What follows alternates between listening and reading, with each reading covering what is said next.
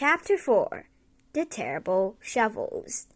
Down the hole, Mrs. Fox was tenderly licking the stump of Mr. Fox's tail to stop the bleeding.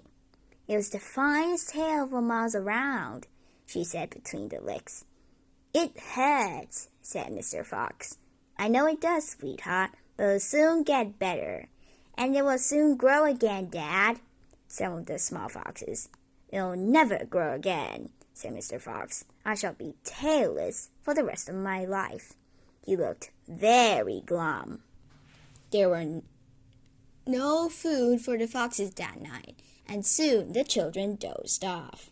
Then Mrs. Fox dozed off, but Mr. Fox couldn't sleep because of the pain in the stump of his tail. "Well," he thought, "I suppose I'm lucky to be alive at all. And now they've found our hole. We're going to have to move out as soon as possible. We'll never get any peace if we—" What was that?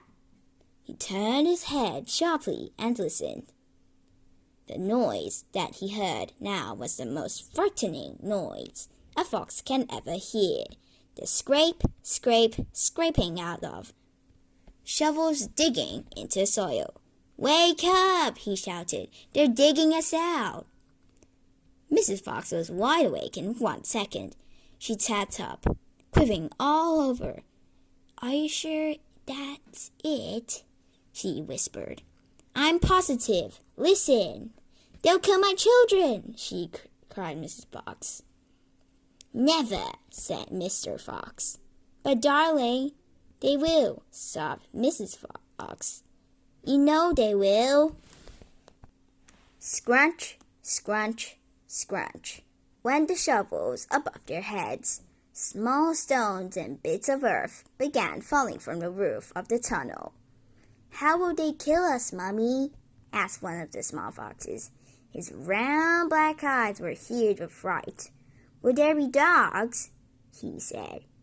Mrs. Fox began to cry. She gathered her 4 children close to her and held them tight. Suddenly there was an especially loud crunch above their heads, and the sharp end of a shovel came right through the ceiling. The sight of this awful thing seemed to have an electric effect upon Mr. Fox. He jumped up and shouted, "I've got it! Come on, there's not a moment to lose. Why didn't I think of it before?" "Think of what, Dad?" "A fox can dig quicker than a man," shouted Mr. Fox, beginning to dig. "Nobody in the world can dig as quick as a fox." The soil began to fly out furiously behind Mr. Fox as he started to dig for dear life with his front feet. Mrs. Fox ran forward to help him. So did the 4 children. "Go downwards," ordered Mr. Fox. "We've got to go deep as we possibly can." The tunnel began to grow longer and longer. It sloped steeply downward. Deeper and deeper below the surface of the ground it went. The mother and the father and all 4 of the children were digging together. Their front legs were moving so fast you couldn't see them, and gradually the scrunching and scraping of the shovels began, getting fainter and fainter. About after an hour, Mr. Fox stopped digging. "Hold it," he said. They all stopped. They turned and looked back up the tunnel they had just dug. All was quiet. "Phew," said Mr. Fox. "I think we've done it. They'll never get as deep as this. Well done, everyone." They all sat down, panting for breath.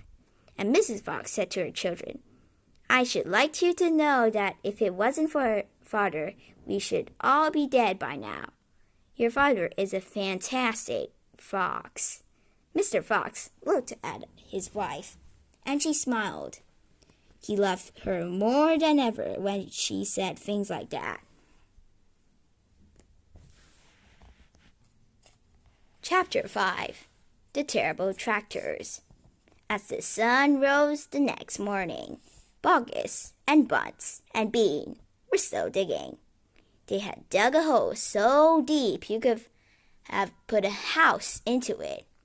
But they have not yet come to the end of the fox's tunnel. They were all very tired and cross. "Dang and blast," said Buggis. "Whose rotten idea was this?" "Bean's idea," said Bunce. Buggis and Bunce both stared at Bean. Bean took another swig of cider, then put the flask back into his pocket without offering it to the others. "Listen," he said angrily. "I want that fox. I'm going to get that fox. I'm not giving in until I've strung him up over my front porch, dead as a dumpling." "We can't get him by digging, that's for sure," said the fat Buggis. "I've had enough of digging." The Bunce, the little pot-bellied dwarf, looked up at Bean and said, "Have you got any more stupid ideas then?" "What?" said Bean. "I can't hear you." Bean never took a bath. He never even washed. As a result, his ear holes were clogged with all kinds of muck and wax and bits of chewing gum and dead flies and stuff like that. This made him deaf. "Speak louder," he said to Bunce. And Bunce shouted back, "Got any more stupid ideas?" Bean rubbed the back of his neck with a dirty finger. He had a boil coming there and it itched. "What we need on this job," he said, "is machines. Mechanical shovels. We'll have it out in 5 minutes with mechanical shovels." This was a pretty good idea, and the other two had to admit it. "All right then," Bean said, taking charge. "Buggis, you stay here and see if the fox doesn't escape. Bunce and I will go out and fetch our machinery. If he tries to get out, shoot him quick." The long-finned Bean walked away. The tiny Bunce trotted after him. The fat Buggis stayed where he was with his gun pointing at the foxhole. Soon the 2 enormous caterpillar tractors with mechanical shovels on their front ends began clanking into the wood. Bean was driving one, Bunce the other. The machines were both black. They were murderous, brutal-looking monsters. "Here we go, Dad," shouted Bean. "Death to the fox," shouted Bunce. The machines went to work, biting huge mouthfuls of soil out of the hill. The big tree under which Mr. Fox had dug his hole in the first place was toppled like a matchstick. On all sides, rocks were sent flying and trees were falling, and the noise was deafening. Down in the tunnel, the foxes crouched, listening to a terrible clanging and banging overhead. "What's happening, Dad?" cried the small foxes. "What are they doing?" Mr. Fox didn't know what was happening or what they were doing. "It's an earthquake!" cried Mrs. Fox. "Look," said one of the small foxes, "our tunnels got shorter. I can see daylight."